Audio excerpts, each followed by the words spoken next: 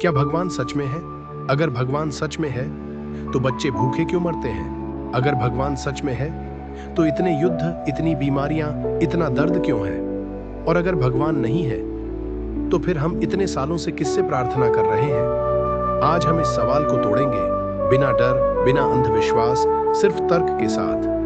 दोस्तों, भगवान का विचार हजारों साल पुराना है। तब के लोग बिजली, बारिश, भूकंप जैसी चीजों को समझ नहीं पाते थे। उन्होंने कहा, ये सब भगवान करता है। लेकिन विज्ञान बढ़ा और हमें जवाब मिले। बादल कैसे बरसते हैं, धरती क्यों घूमती है, इंसान कैसे पैदा होता है, सबके पीछे प्राकृतिक कारण है। अगर भगवान सर्वशक्तिमान है तो वह दुनिया से दुख क्यों नहीं मिटाता? अगर वह सर्वज्ञ है तो उसे पता है कि दुख कहाँ है। अगर वह दयालु है तो वह दुख रोकना चाहेगा।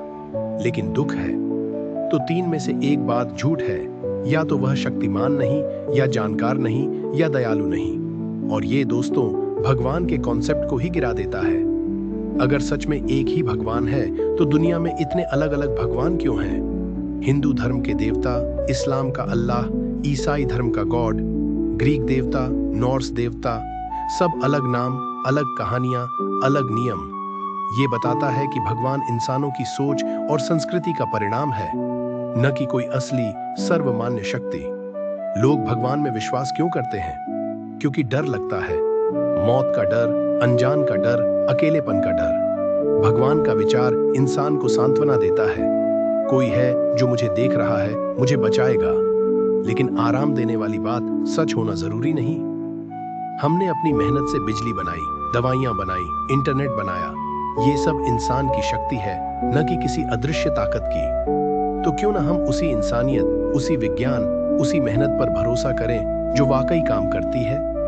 भगवान का अस्तित्व नहीं है, इसका मतलब ये नहीं कि जिंदगी बेकार है। इसका मतलब है कि जिंदगी की जिम्मेदारी पूरी तरह हमारी है। कोई ऊपर वाला नहीं आएगा हमें बचाने। हमें खुद अपनी दुनिया बनानी होगी। तो अगली बार जब आप किसी मुश्किल में हो, हाथ जोड़ने से पहले हाथ उठाइए, मेहनत करने के लिए सोचो, सवाल पूछो और खुद सच खोजो। मिलते हैं अगले